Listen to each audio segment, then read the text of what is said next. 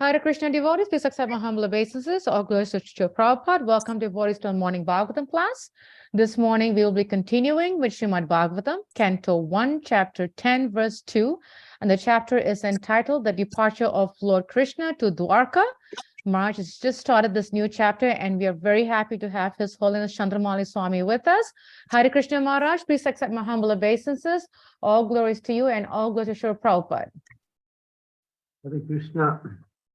Hare Krishna, my obeisances to all the devotees. Panchakalpa Tarupascha, Kripa Sindhu Vaja Patitanam Pavane Yo Vaishnavi Yo Namo Namaha. Lord Bhaktivinoda Ki Jai. Okay, my internet is a little unstable, so if it gets too much, I'm going to have to shut my video off. But for now, I'll leave it on. Om Namo Bhagavate Vasudevaya. Om Namo Bhagavate Vasudevaya. Om Namo Bhagavate Vasudevaya. Sutta Uvacha Vamsam Karo Vamsavdavagni Nihritam Samroharit Bhava Bhavano Harihi Nivesa Yad Bhanitiraja Ishparo Yudhishtham Pritam Mana Bhahuvaha. Translation. Srila Goswami said, Lord Krishna, the Supreme Personality of Godhead, who is the maintainer of the world, being pleased after reestablishing Maharaj Yudhishthira in his own kingdom, and after restoring the Kuru dynasty, which had been exhausted by the bamboo fire of anger. Purport: the world is compared to a forest fire caused by the cohesion of bamboo bushes. Such a forest fire takes place automatically, for bamboo cohesion occurs without external cause. Similarly, in the material world, the wrath of those who want to lord it over material nature interacts, and the fire of war takes place, exhausting the unwanted population. Such fires or wars take place, and the Lord has nothing to do with them. But because he wants to maintain the creation, he desires the mass of people to follow the right path of self-realization, which enables the living beings to enter into the threefold material pain. Which enables the living beings to enter into the kingdom of God. The Lord wants the suffering human beings to come back home to Godhead and cease to suffer the threefold material pangs. The whole plan of creation is made in that way, and one who does not come to his senses suffers in the material world by pangs inflicted by the illusionary energy of the Lord. The Lord therefore wants his bona fide representative to rule the world. Lord Krishna descended to establish this sort of regime and to kill the unwanted persons who have nothing to do with his plan. The battle of Kurukshetra was fought according to the plan of the Lord, so that the undesirable persons could get out of the world and a peaceful kingdom under his devotees could be established. The Lord was therefore fully satisfied when King Yudhishthira was on the throne and the seedling of the dynasty of Kuru, in the person of Maharaj Parikshit, was saved. Magyantamid andasya janarjana salakaya. Taksun militam yena tasmai shri gurave namaha. Nama om Vishnu padaya Krishna Kristaya bhutale. Srimati Bhakti Vedanta Swami Niti Namine. Namaste Saraswati Deve Gauravani Pacharine Nirvisesa Sunyavari Pastyatya Demi Sukarihe. Jai Shri Krishna, Chaitanya Prabhu Nityananda, Sri Advaita Gadadhar, Srivasari Gaur Bhaktivinoda, Hare Krishna, Krishna Krishna, Hare Hare, Hare Rama, Rama Rama, Hare Hare. So Krishna's plan, ultimately, sometimes people ask, well, what is the plan of God? The plan of God is to somehow bring back all the living entities who are suffering in the material world back to their rightful home in the spiritual world. Therefore, whatever is happening is part of the plan of the Lord. The Lord uses the material energy to accomplish what he wants, and he puts it in place, but the living entities still have their independence. The independent nature of the living entity is intrinsic with its actual constitutional position. The word is swarat. Swarat means independent, and swarat means completely independent.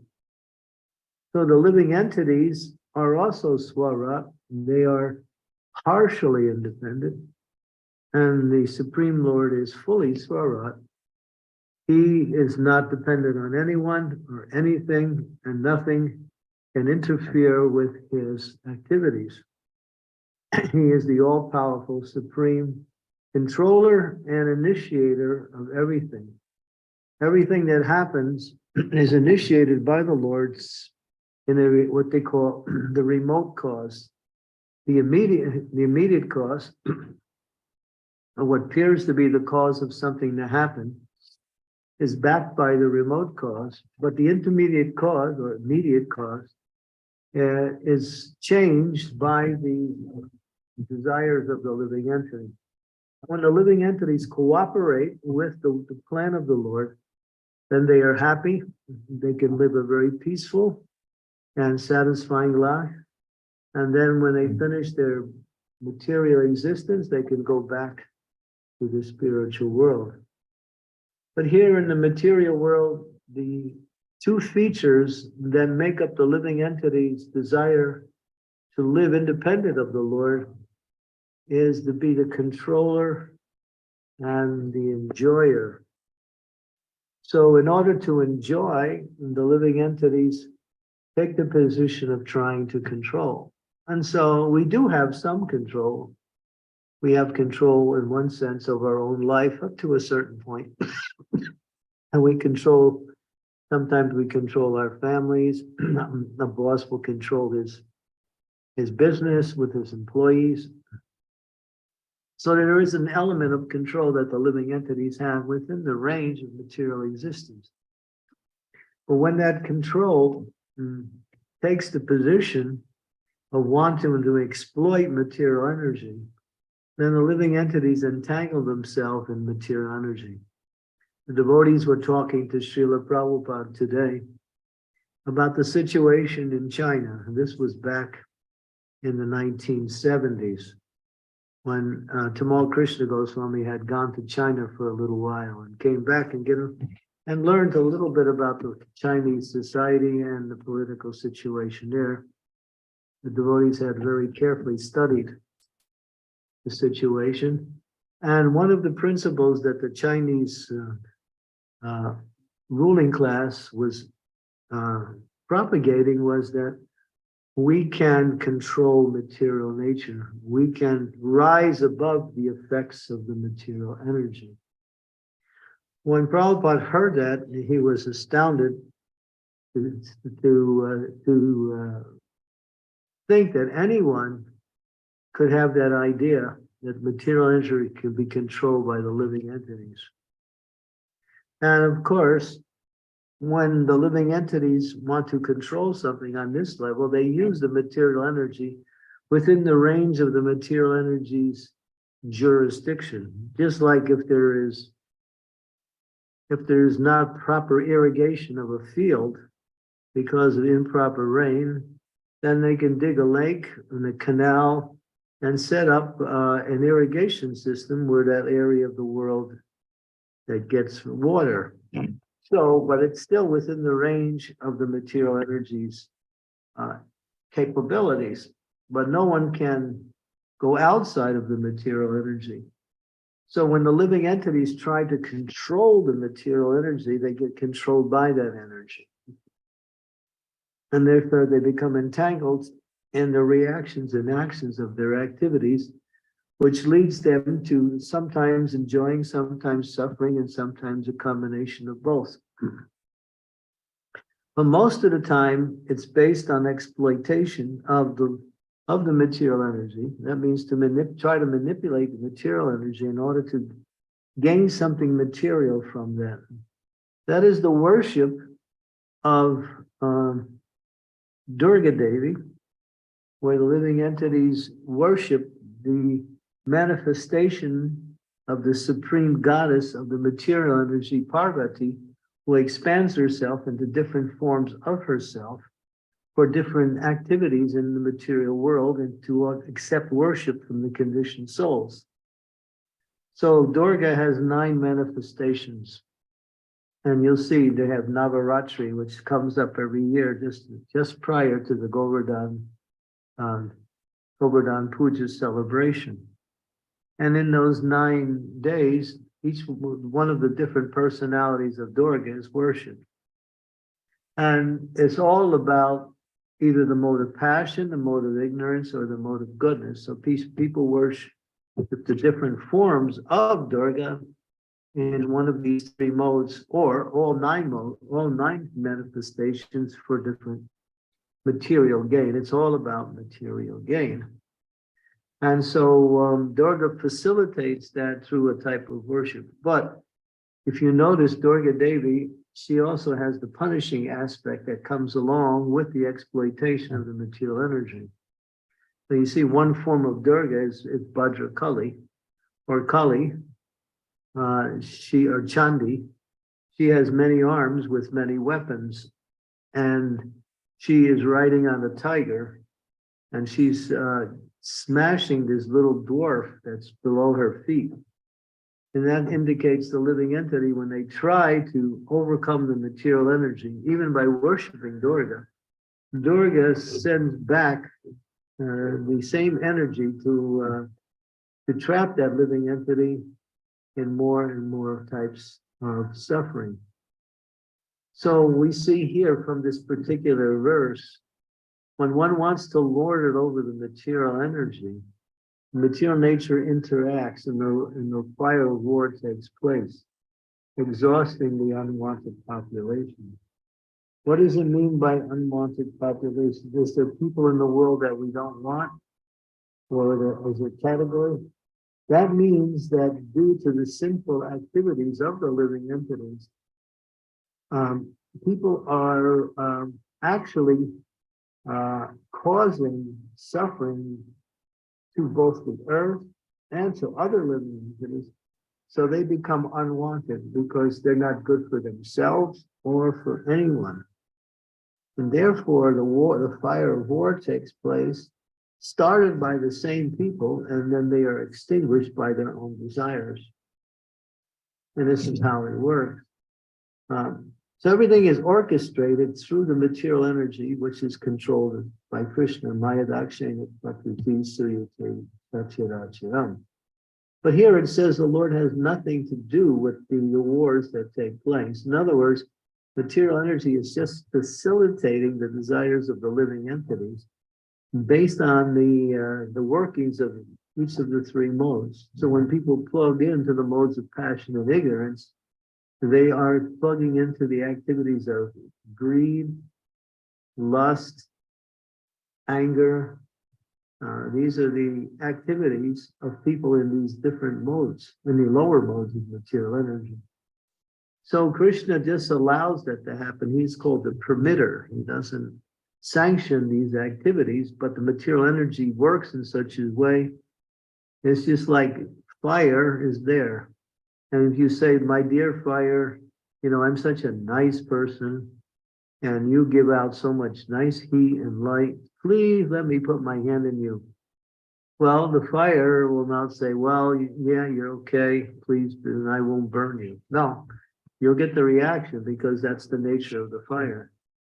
So when people try to control the material energy for their own selfish interests, they create so much friction within the world. And Mother Earth suffers, and therefore she carries this burden of sinful people. And it says that Mother Earth, she can bear big mountains upon her, or even gigantic buildings, and various powerful oceans. But at the same time, she cannot bear a liar and one who is sinful. And that because that actually, we see that when Hiranyaksha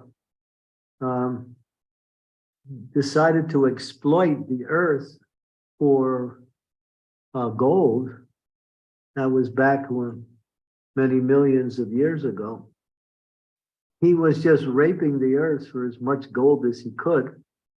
And the earth lost its position in its natural orbit and fell into the Garbhodak Ocean. And it sank there. And then, of course, the Lord was petitioned by Lord Brahma. Brahma is in charge of making sure the universal affairs go on according to the plan of the Lord. And when that plan gets disrupted, then the Lord Brahma has to arrange for the plan to come back into its proper setting. So he petitioned the Lord to come, and the Lord came as a very huge, gigantic boar, which he dove into the ocean, picked up the earth, put it on top of the water of the ocean, and then fought the demon, killed the demon. So you'll see how when sinful activities become so burdensome, both for the general population and for the world, it causes so much havoc in the world. And there's wars, there's natural calamities, there is various types of, the qualities of sinful activities, enmity, envy, greed, lust, personal exploitation. And so it just carries on one form of another. But it says here, the Lord wants the suffering humanities to come back to him. So the whole plan of the Lord is made in that way, that in order to bring back the living entities to him, therefore he allows the material energy to punish the living entities for the demoniac person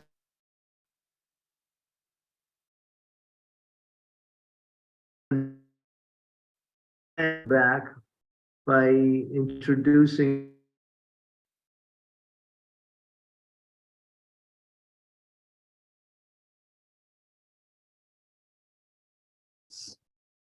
as we expected. Maharaj lost connection. He will come back, I'm sure. If we just ask devotees to please hang in there, just hold on, and I'm sure Maharaj will be back. So, yep, I think he's back. Yes, he is. Oops. Wait. That's Maharaj. and I have to shut off my video because That's fine, Maharaj, no problem. okay. Mentions here the battle of Kurukshetra, which was the battle.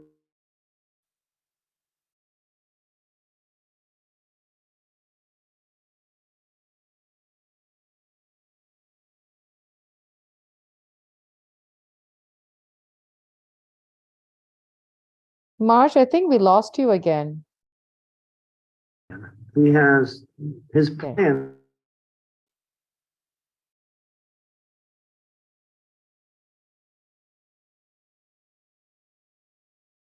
Hare Krishna, Maharaj? Yeah. Can you hear We me? seem to be losing you in and out, Maharaj, but we missed the whole last minute. Okay.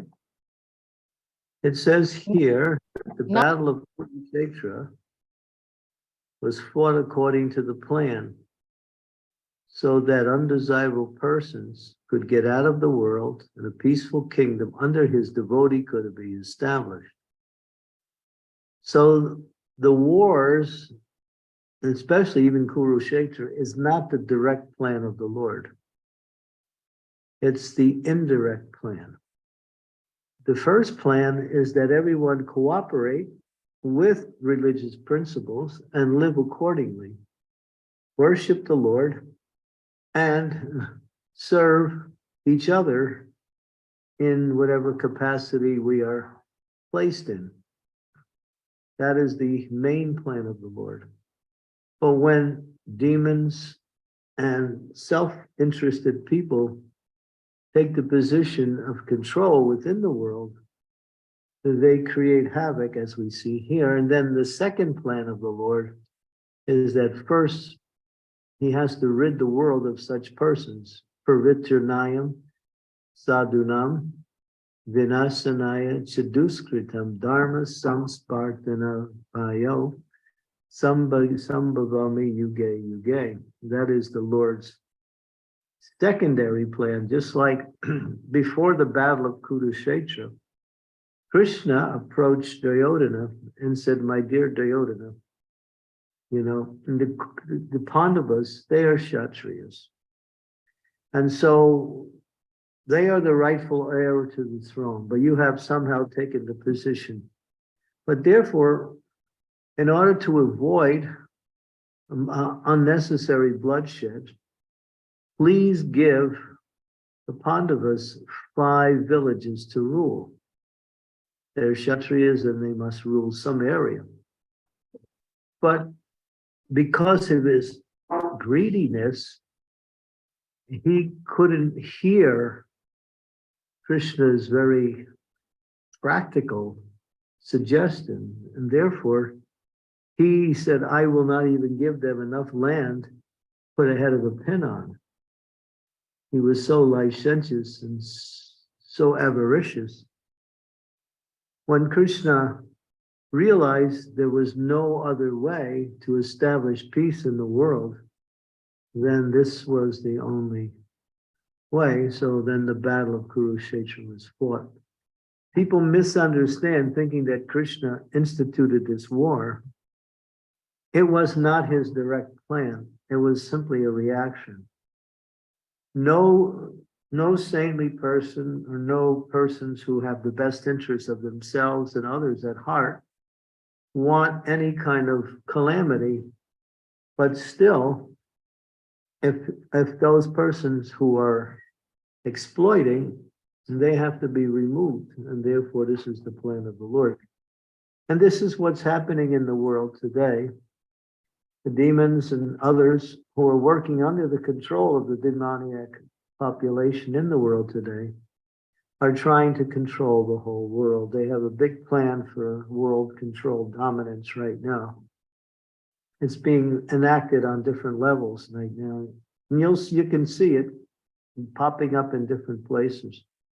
So Krishna will somehow or other create a situation, or they create their own situation where the material energy simply reacts according to Krishna's plan, and therefore all of these persons will ultimately be destroyed, and then religious principles will start to flourish again.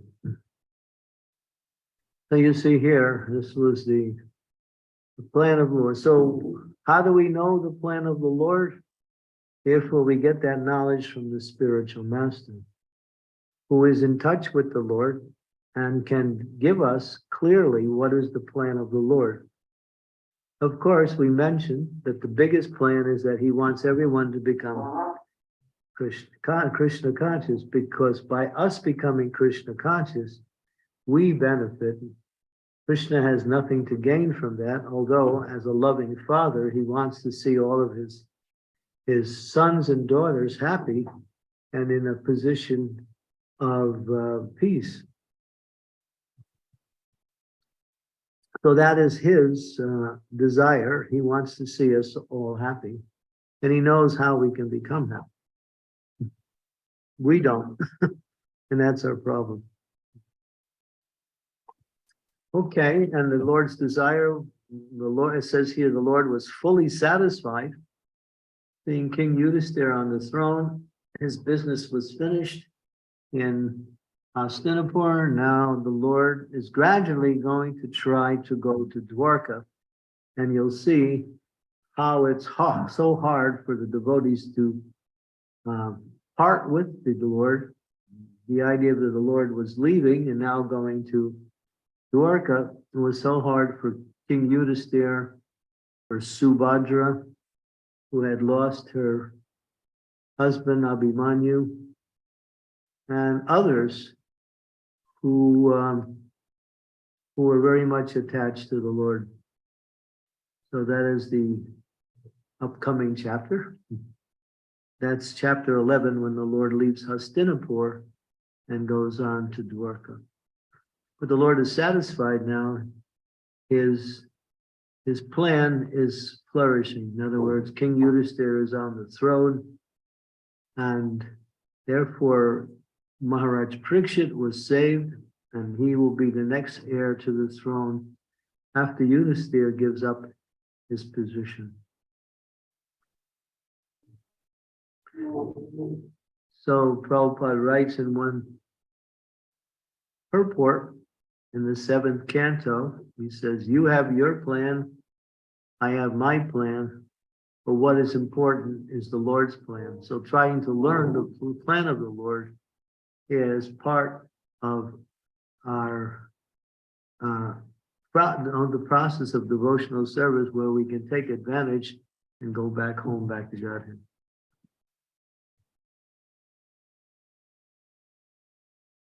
Hare Krishna. Thank you so much, Maharaj. It was such a wonderful class. Really amazing points that you mentioned that makes us wonder how much independence and dependence we have. So I'm hoping that we'll get some questions coming through. I'm going to stop sharing so that we can actually have devotees turn on. Oh, yes, Silpesh Prabhu, please go ahead with the question, Prabhu. Thank you. Oh, thank you, Mataji, just jumping in. Hare Krishna Maharaj. I'm happy you jumped in, Prabhu. Go ahead. I wanted to ask Maharaj, before the Battle of Kurukshetra, why did Krishna ask Arjun to pray to Durga to overcome his fears? I'm not familiar with that part. Can you explain more?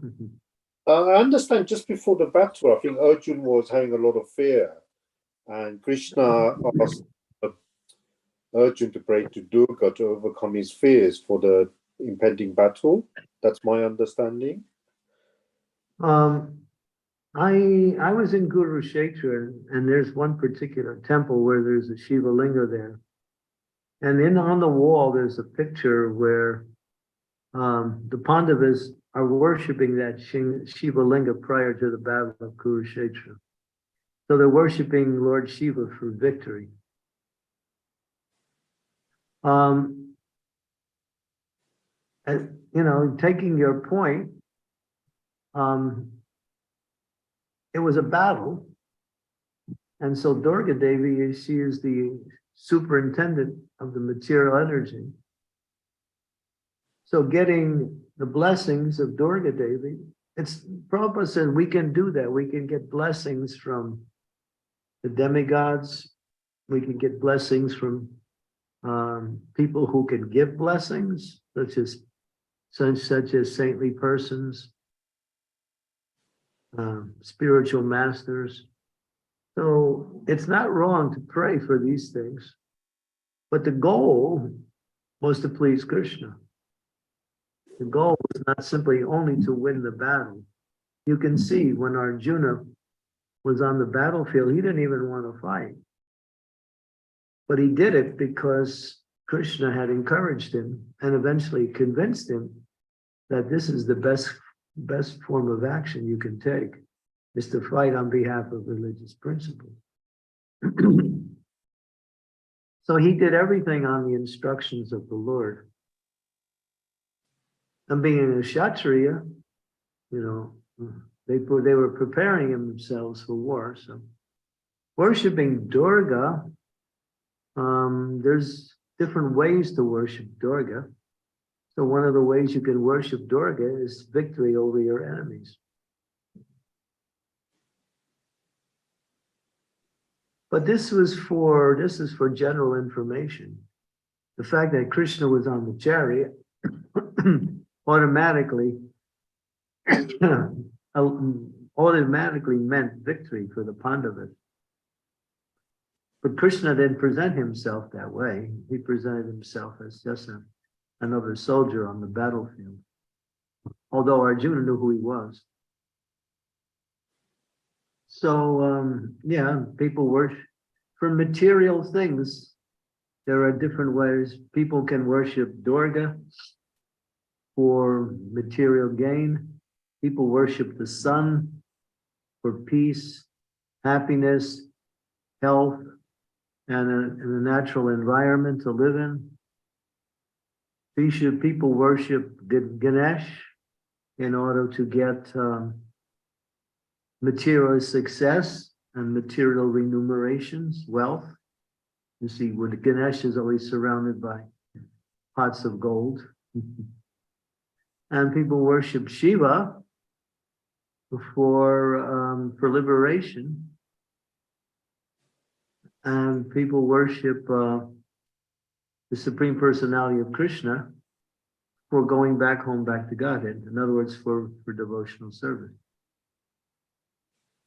So, Maharaj, am I correct in thinking that I could ask for blessings from a demigod to help me further along in my journey to Krishna, towards Krishna, maybe to overcome some material hurdles so that I can serve the Lord really? If the goal is to serve Krishna, yes, then you can take blessings from various persons. I think, what was there's an example in the Shastras, I can't remember, where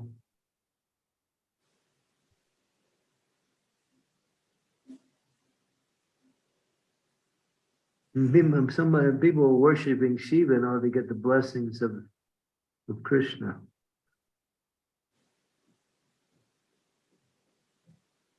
If your goal is Krishna conscious, then you can take blessings and help from these various personalities.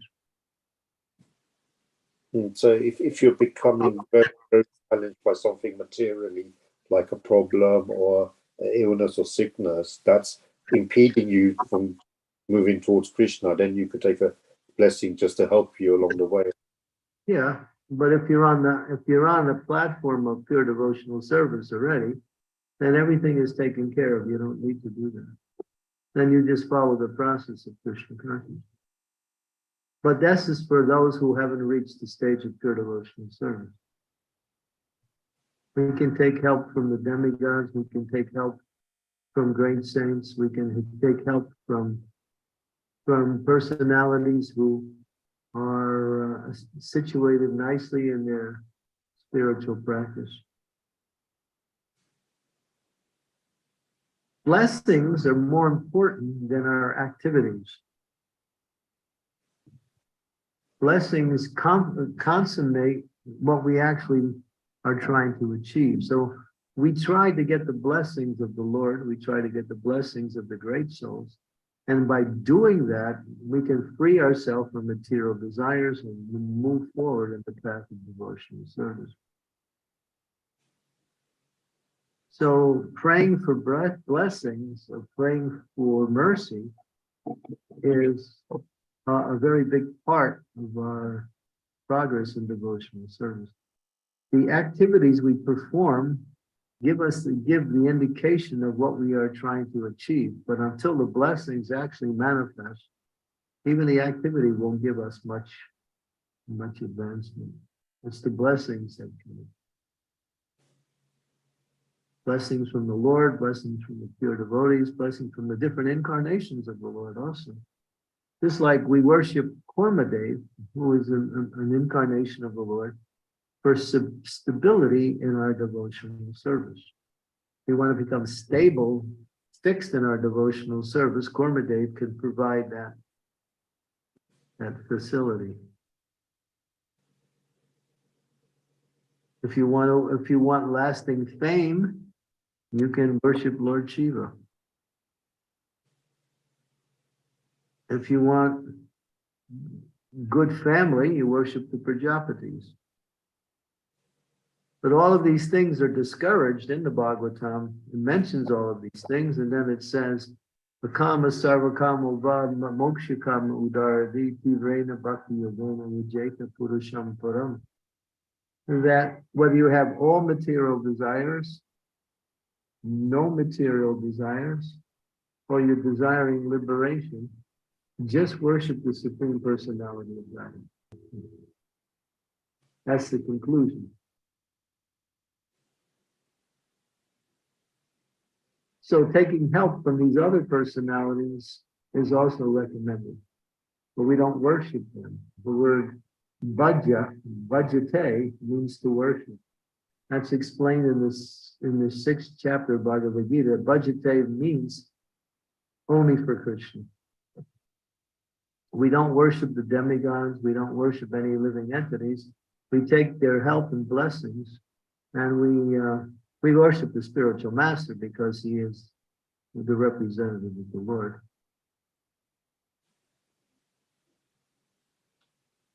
But for the other living entities, we ask for blessings, benedictions, the removal of obstacles. Just like it says, if you want obstacles removed, worship Ganesh. That's mentioned in the Emperor devotion. But then again, who does Ganesh worship? He worships Lord Nrsingadev. Says that he keeps the lotus feet of Lord Nrsingadev on his tula, what we call his tusk. And he's situated at the lotus feet of Lord Nrsingadev. In other words, those who worship Lord Nrsingadev can immediately remove obstacles. But those who are more materialistically inclined can worship Ganesh and also remove their material obstacles.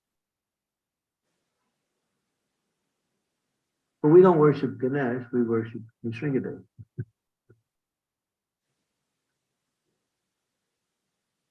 Bahir Nishringo, Ridaye Nishringo.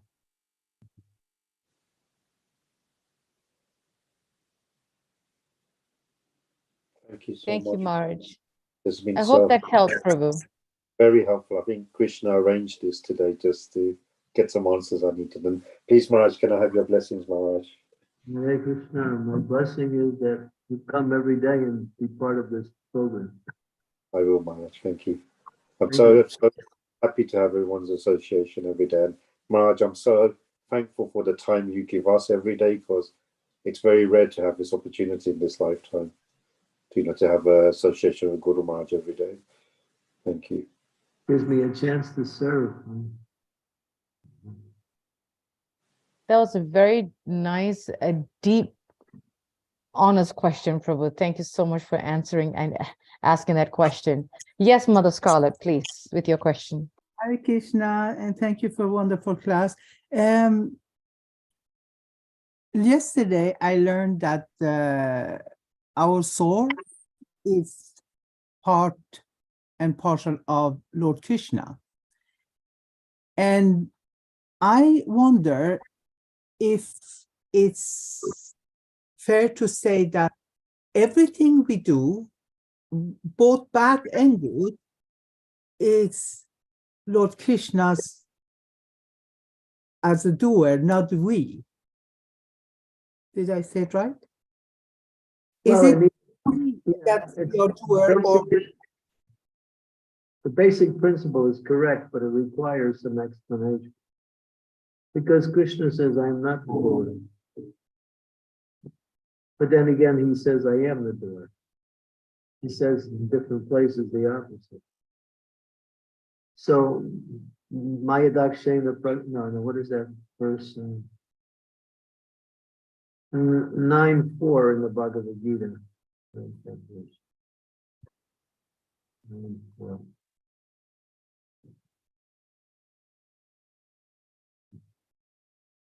Anasuya, there we go. 9:4.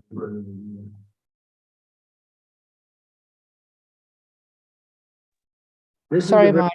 I got a little, you said 9? Maya tad nidam sarvam jagat vyaktamurtina matsthani sarvabhutani na chaham teshva pasthita. Translation? By me, in my unmanifested form, this entire universe is pervaded. All beings are me, but I am not in them. He says all beings are in me, but I am not in them. Contradiction. Yes. Please help me to understand this. And he's speaking in order to destroy impersonalism and Mayavadism. That's why he's speaking like that. So people will not think the living entity is God. That's the meaning of that particular verse. But he is within the material energy through his energy. He has different energies. He has three principal energies. The Antaranga Shakti, Bahiranga Shakti, and Tatastha Shakti.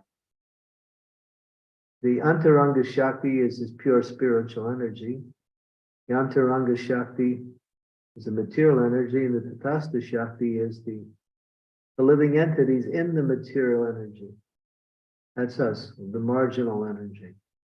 And within those categories of three energies, there's other smaller energies that are working according. Parasya Shakti Virahaya Suyate Swabhava Jnana Palakriya Cha.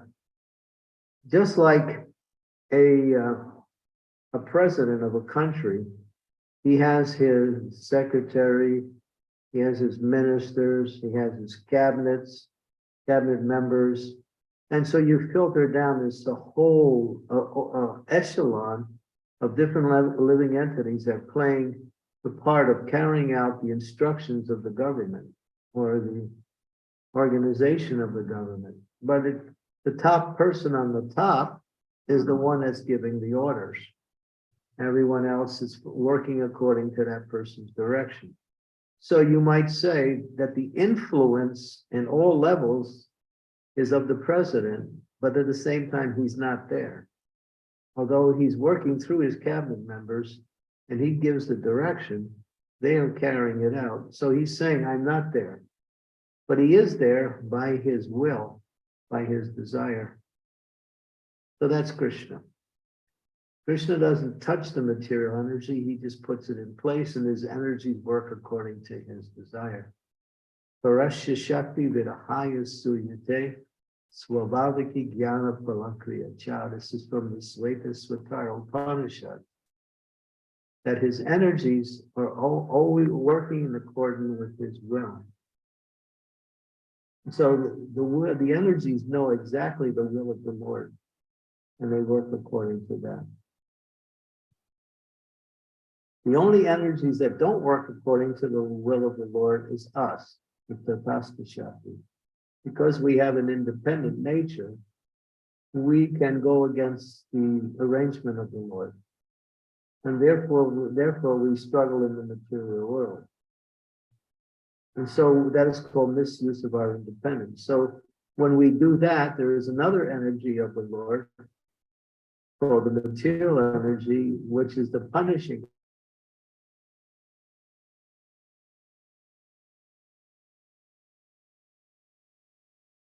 Hello, Maharaj, we lost you.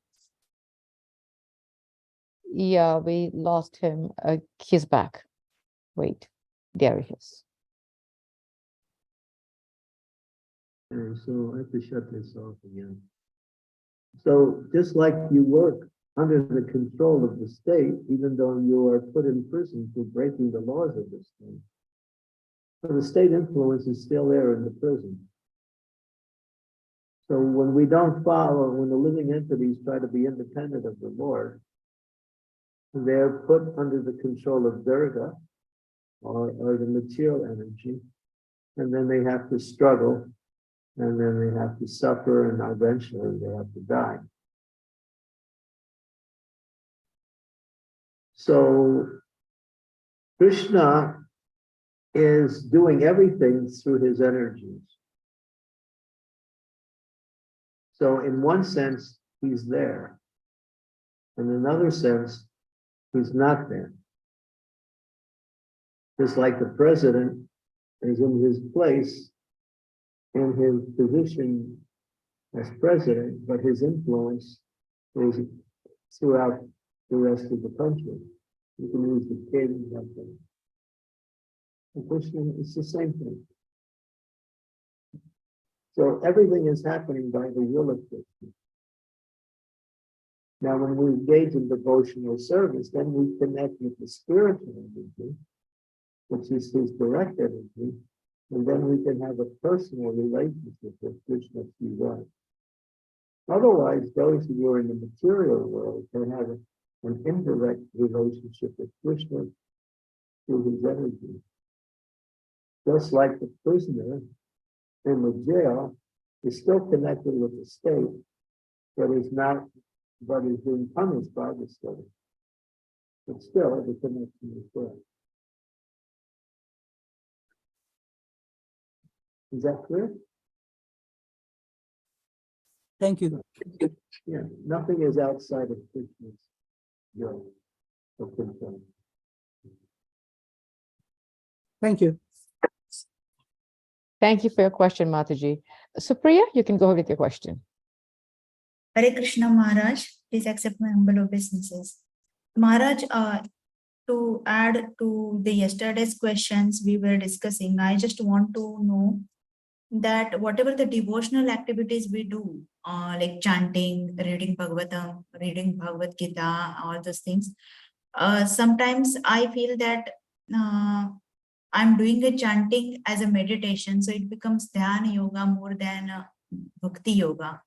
And when I'm reading Bhagavatam or Bhagavad Gita, it becomes more of a jnana yoga than like a bhakti yoga. So I think I still did not understand how to bring a devotion in those activities.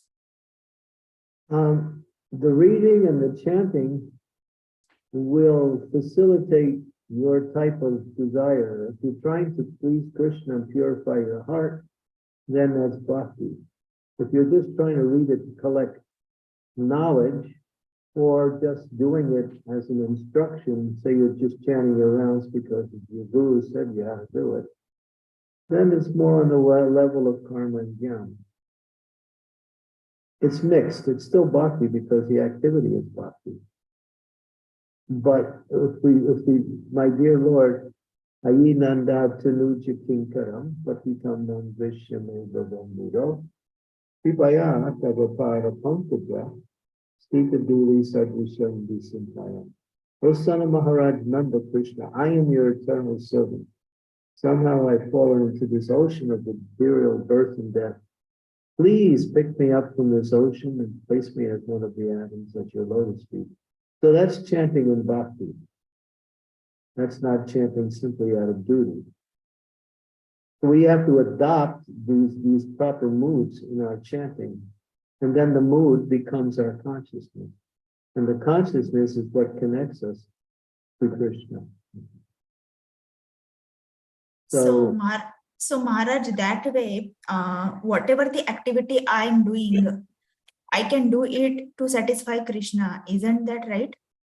Then it's bhakti.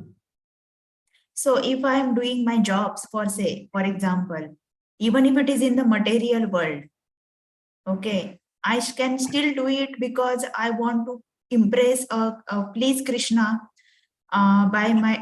through my job. I may not be, I have done that. I have offered fruits to Krishna literally at work, but that's not pure devotional service, because Krishna doesn't say, go to work. That's your choice. You've chosen that kind of activity. So if you want to turn that into something devotional, you can parallel it. So that's mixed devotion. It's not pure devotion. Pure devotion is to serve Krishna according to the way he wants you to serve. And that means following the instructions of the spiritual master. So it has some element of bhakti in it, but it's not pure. Now, Maharaj, you said chanting is a devotional activity, but when I'm chanting, how should I chant so that Krishna likes it? Like Krishna, I can please Krishna. I just recited that verse from the Shikshastika. You can pray like that. There are many prayers that allow us to offer our love to Krishna, our bhakti to Krishna, when we're chanting, when we're reading. Develop the proper mood through offering prayers.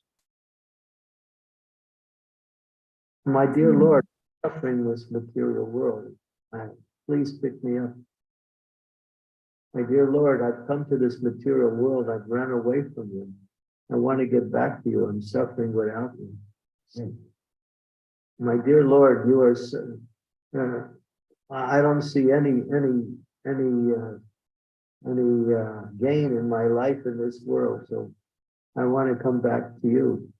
You are my real object of devotion. You are the real source of happiness. You are my eternal lover. So pray to Krishna directly by offering these prayers. You can pray. There's so many beautiful prayers. You can chant the prayers of Queen Kunti in the 8th chapter of the 1st chapter, which are prayers of pure devotion. You have the prayers of Lord Shiva in the 4th canto of Srimad Bhagavatam. There are many prayers. Brahma's prayers to Krishna in the 10th chapter, 10th canto, 14th chapter. So many prayers. Prayers by the personified Vedas. Prayers by the Pachetas. Prayers by Kunti. Prayers. So many prayers. Akura's prayers to Krishna. So many prayers. So all these prayers help us understand how to offer our bhakti.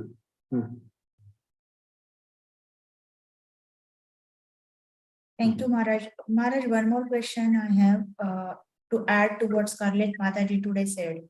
She said that we are part and parcel of Krishna, and still we, as a soul, we don't do any activity. Krishna does it.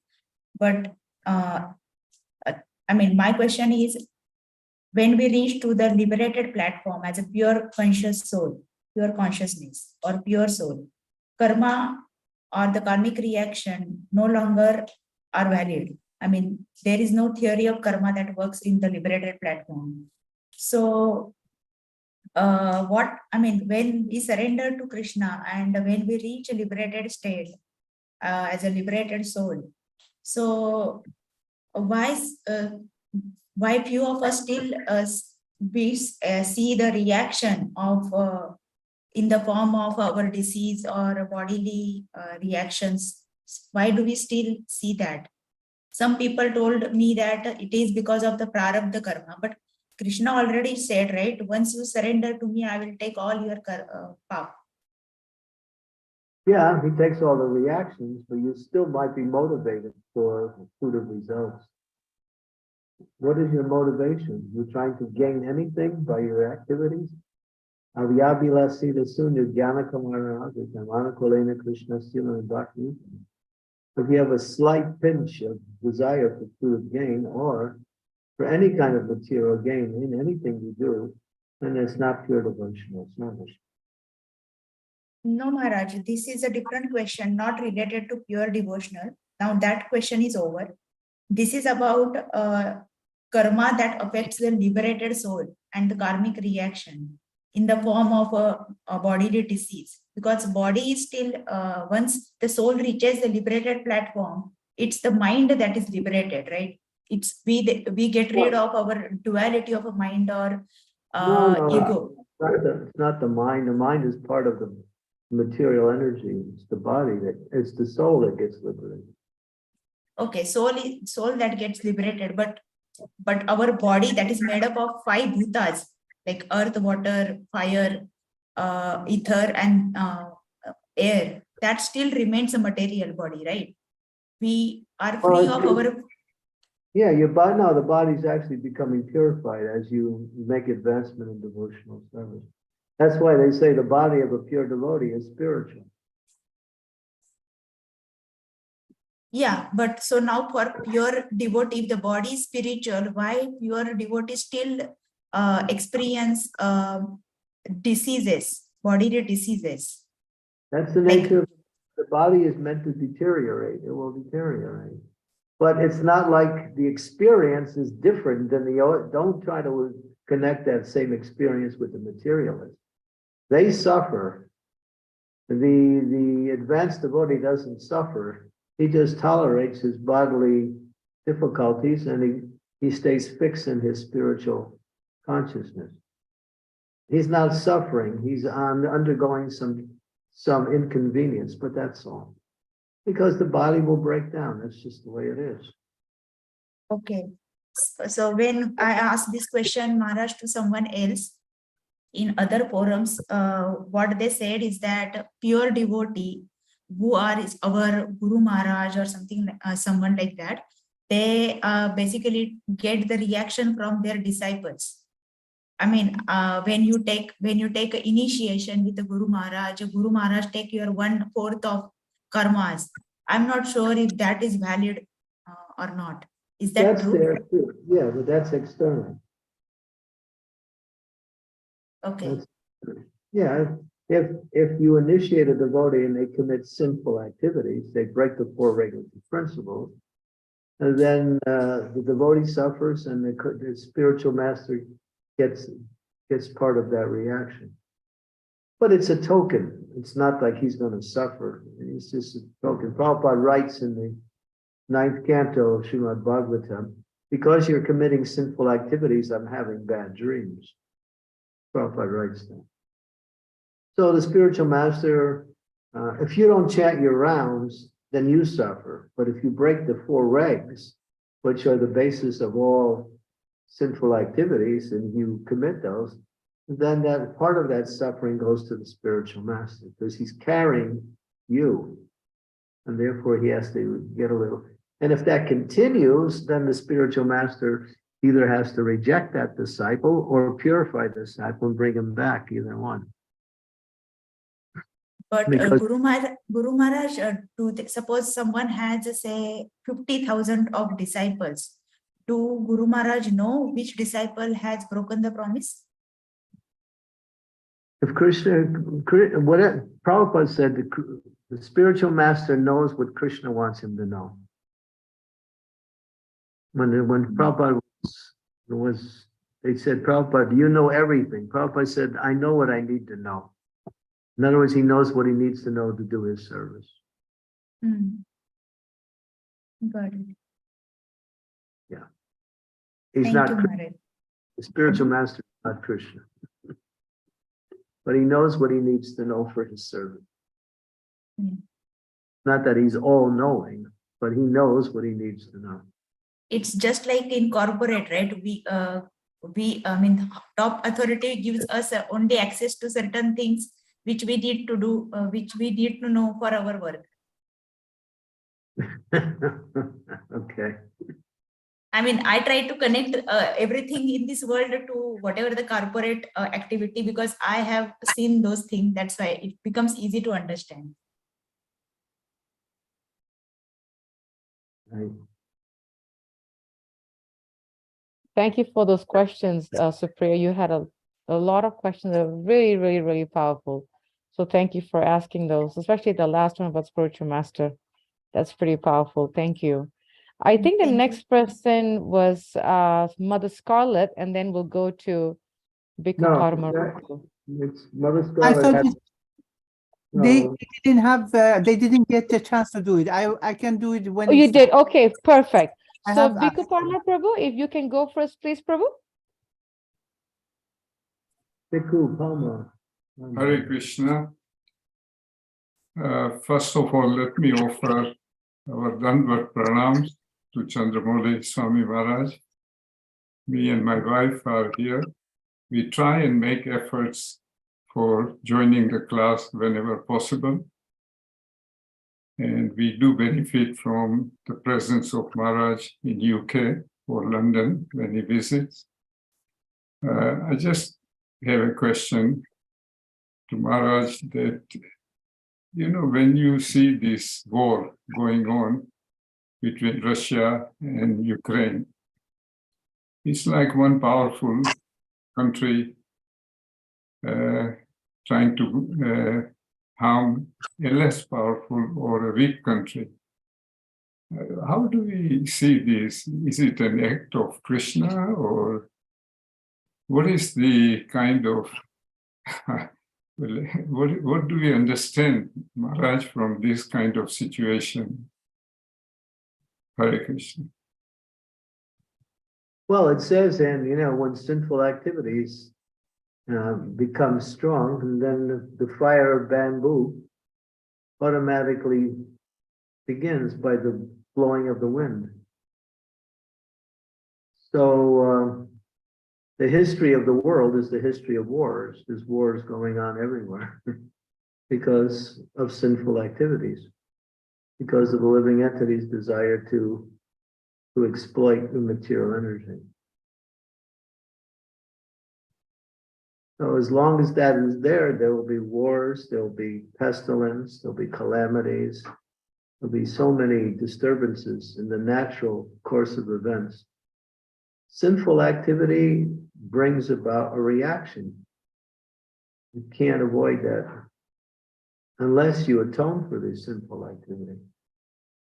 So there's collective karma. So sometimes you'll see karma of a nation will start to build into a certain way, and then that collective karma will manifest in a certain calamity or in a certain benediction for that country.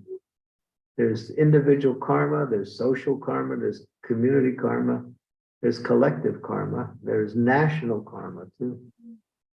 How a nation is living according to the leadership that committing sinful activities, and then there are reaction. Therefore, it says that, just like it says, that the leader in a particular country gets 1/6 of the karma of the country. Mm-hmm. So if the people are pious, he gets 1/6 of that karma. People are impious, he gets 1/6 of that. That's why you see leaders nowadays, they don't last long, because people are impious and they are also a product of the same thing. So years ago, kings would rule for, 50 years, 80 years, 100 years. And now people rule for a couple of years, and then maybe 4 or 5 years, and then they're thrown out by the reactions of the sinful activities of the population they're ruling.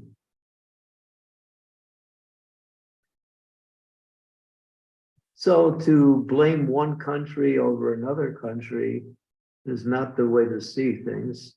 We see things in terms of the sinful activities of the world.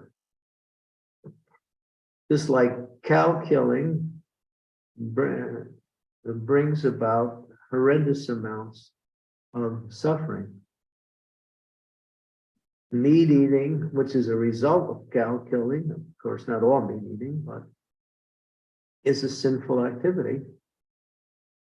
And therefore, even one great statesman, his name was George Bernard Shaw, he wrote a poem in this regard, explaining how, our bodies have become graveyards for the dead animals. And therefore, we have to send our children into the war fields, and we create more graveyards. So wars, many of the wars are reaction to animal slaughters. Directly, that's a direct karmic connection. As long as they're killing of animals just to enjoy their flesh, killing of babies for no reason in order to enjoy sense gratification, these things have horrible reactions upon the society. And even innocent people will become affected by these things. Mm-hmm. All innocent people, those who are not directly involved, but because they're in that same environment. Just like when Lord Nityananda came to the house of Ramachandra Khan, Ramachandra Khan didn't greet Lord Nityananda properly. Before then, he had offended Haridas Thakur by trying to make him fall down with the prostitute. Now, when Nityananda came to his place, he found fault with Lord Nityananda and didn't welcome him. Right after that, the leader of the whole area, the head Muslim guy, came, and he came to Ramachandra's place. He killed a cow. He arrested Ramachandra and his whole family, and he plundered the whole area around. So everyone in that area that was ruled by Ramachandra also had to suffer because they kept this despotic ruler in power. That's why a lot of things are happening to people everywhere because of the leadership in the world. Prabhupada said that. Bad leadership.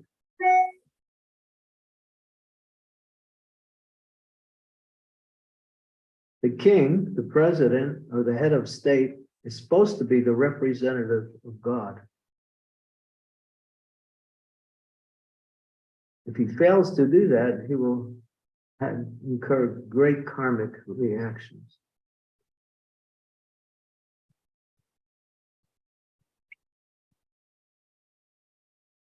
Thank you. Hare Krishna. Thank you. Thank you. Hare Krishna. Thank you for the question. Namrata, please go ahead. Hare Krishna. Please accept my humble obeisances. I wanted to ask, when we heard the lectures of His Holiness Gaur Govind Swami, he many times, in fact, all the times, he talked about crying in the bhakti.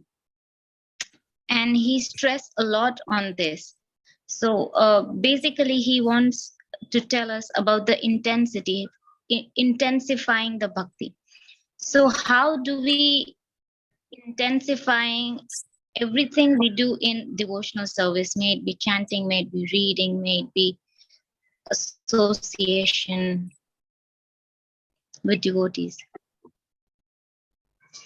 You want to accelerate the process. Intensify, yeah. Well, intensification comes by what is called nidyasanam, deep contemplation, called nidyasanam. That's deeply contemplating the activities of the process of hearing and the process of chanting and the process of remembering. So when you read something, contemplate it, think about it, see how well it relates to you. When you're chanting the holy name, chant with complete attention and give your heart and your mind, give your all to the chanting of the holy name. This is intensification. Intensification means to go deeper into the mood of the activity. Don't be if we stay on the surface and just go through the motions of the devotional activity, then we will be easily influenced by the material energy. Just like the analogy is the big fishes, you don't see them towards the top of the water. They swim on the bottom. The small fishes swim on the top. So when the fishermen come, they get those small fishes. But the big fishes, they remain safe. They remain deep and safe within the depths of the ocean. So the more deeper we go into our activities of bhakti, intensive nidyasanam means deep contemplation, then gradually we will intensify our bhakti automatically. When you meet someone and you develop a relationship with that person, that relationship grows. And as the relationship grows, the affection between the individuals also grows. And as the affection grows, it turns into love. And then one becomes absorbed in that relationship. So it's the same with Krishna. So we do that through hearing, chanting, and remembering Krishna. You have to become Krishna addicted. Just like it says, the wino, he's expert. When he's finishing his bottle of wine, he's thinking about where is he going to get the next bottle. He's not even finished with his present bottle. So we have to be like that. We have to be, if you want that intensification, you have to be addicted to Krishna. And Gaur Govinda Maharaj is making that point of lauyam. Lauyam means cry out for Krishna.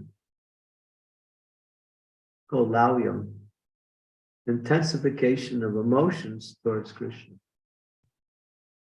And these emotions are coming from the soul. They're coming through the mind, but they're coming from the soul. You can simply make an analogy with the loving relationships we have in this world, how it begins at a certain point and how it develops based on the activities performed by the two people who are developing that relationship.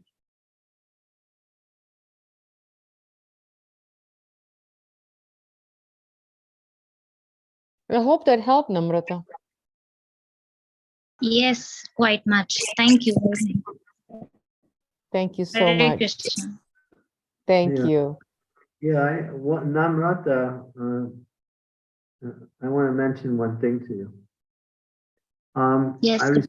I received the pictures from Kolhapur and I'll send them to you tonight. Okay, sure, Gurumaharaj. For the book. But I can only send them to you on WhatsApp. You're going to have to get them off on WhatsApp and somehow transfer them onto the document. Okay, Gurumaharaj, is it possible to send in the mail? Is it possible? I have to learn how to do that. That's the only problem. Okay, because if you send me on WhatsApp, it will be in the compressed form. Yeah, I'll have to figure it out. I need you to help me do that. I don't know how to do it. I have the solution for it. Maybe I have to call you for that, Gurumaharaj. Is it fine? Just you write the solution in the mail and send it to me. Okay. Fine. Sorry about that. I just wanted to get that out. So I saw another hand up. Oh, no. Was Yes, there another- Raj, I think it was Supriya that had a hand up and it went down again. Do you want to ask us questions, Supriya? No, I don't remember now what was. It's okay. That's fine. Just didn't want you to think that we didn't catch you, but that's fine. Oh, yes, Mother Scholar, you had a question too. Go ahead.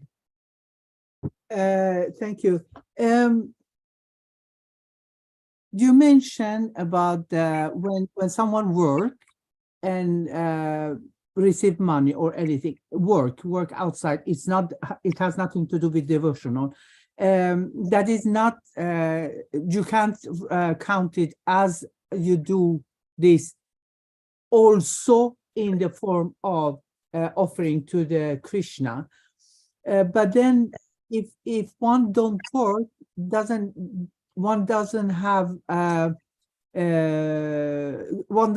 afford to, for instance, buy the book and go to the retreat and so on and so on.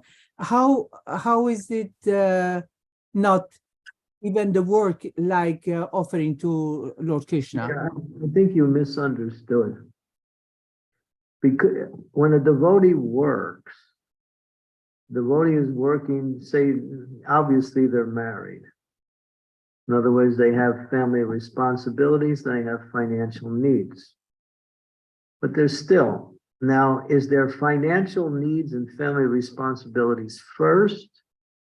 Or is Krishna first? And these financial needs and responsibilities they accept are simply there so they can maintain themselves in the material world so they can engage in devotional service. It's a matter of consciousness again.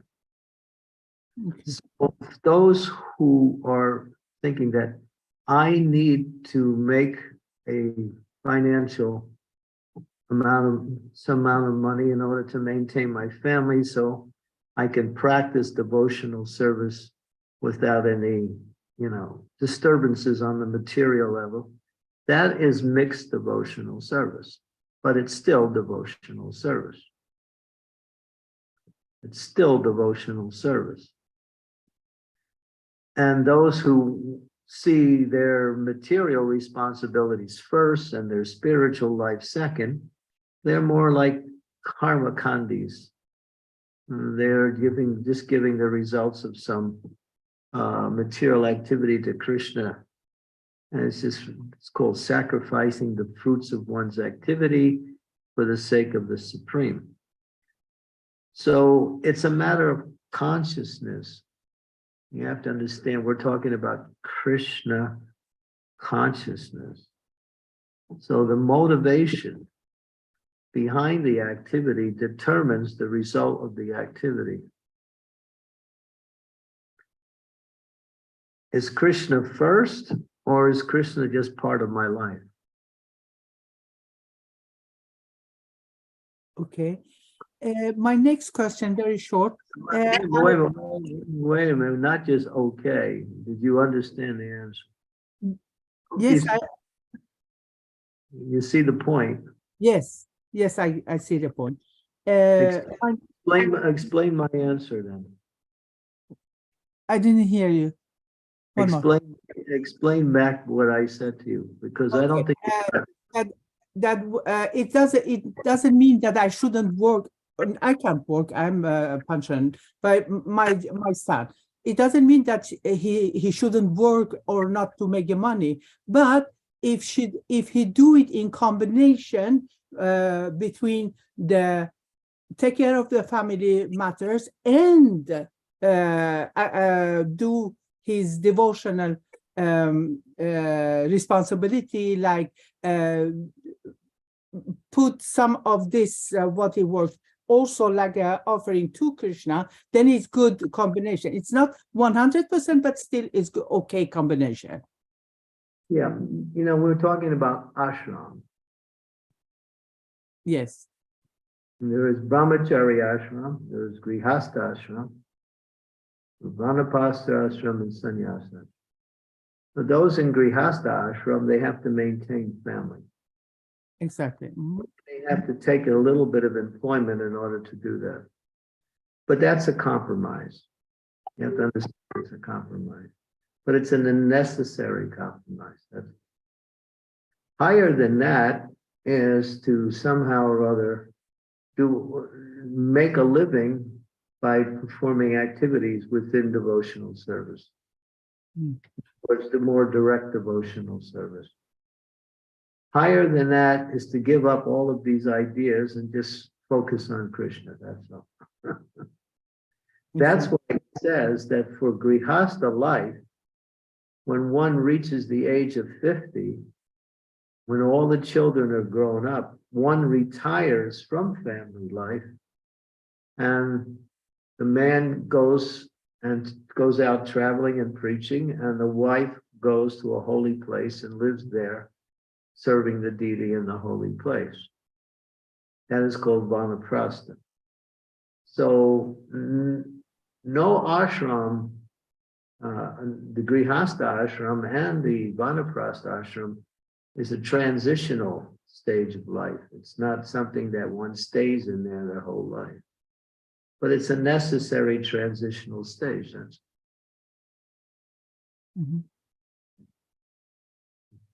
But you can't use it. It's not about material people who live outside and are working, and then once a week go to the church just to give a donation and go home, make themselves feel good. That's nothing. These are people who have dedicated their lives to Krishna, but still have to maintain some kind of family responsibility. But that's temporary. It's not to the end of life.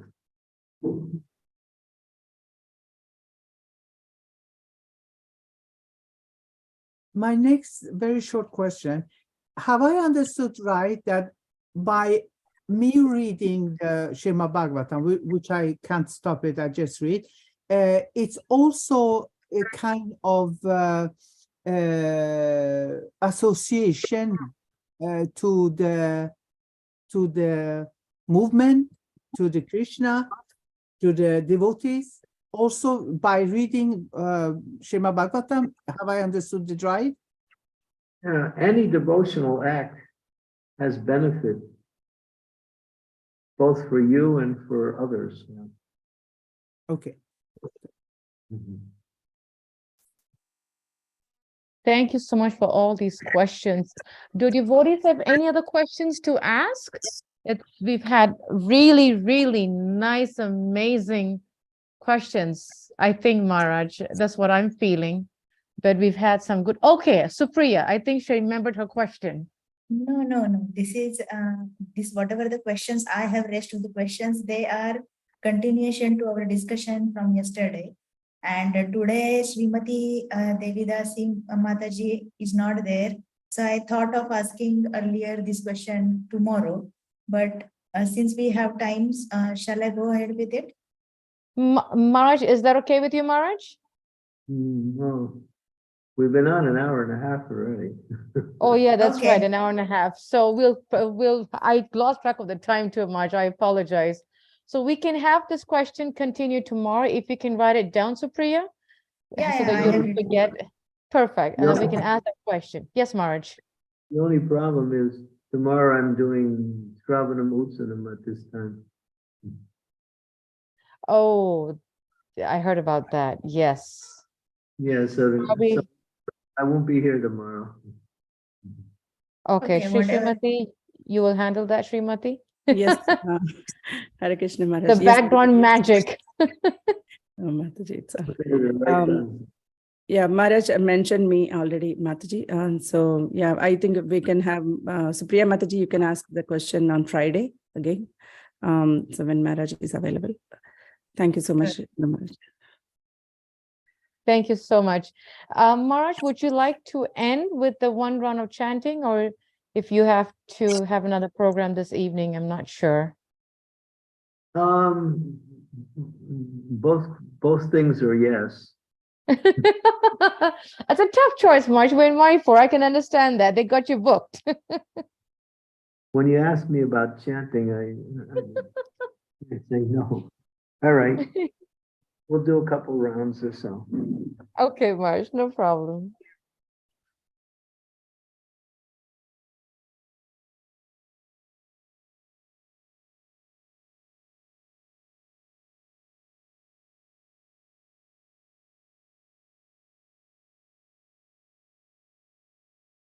Okay, Jai Shri Krishna, Chaitanya, Prabhu Nityananda, Sri Advaita Gadadhar Sivasari Gaur Bhaktivinoda. Hare Krishna, Hare Krishna, Krishna Krishna, Hare Hare, Hare Rama, Rama Rama, Hare Hare. Hare Krishna, Krishna Krishna, Hare Hare. Hare Rama, Rama Rama, Hare Hare. Hare Krishna, Krishna Krishna, Hare Hare. Hare Rama, Rama Rama, Hare Hare. Hare Krishna, Krishna Krishna, Hare Hare. Hare Rama, Rama Rama, Hare Hare. Hare Krishna, Krishna Krishna, Hare Hare. Hare Rama, Ram, Hare Hare. Hare Krishna, Krishna Krishna, Hare Hare. Hare Rama, Ram, Hare Krishna, Krishna, Hare Hare. Hare Rama, Ram, Hare Krishna, Krishna Krishna, Hare Hare. Hare Rama, Ram, Hare Hare. Hare Krishna,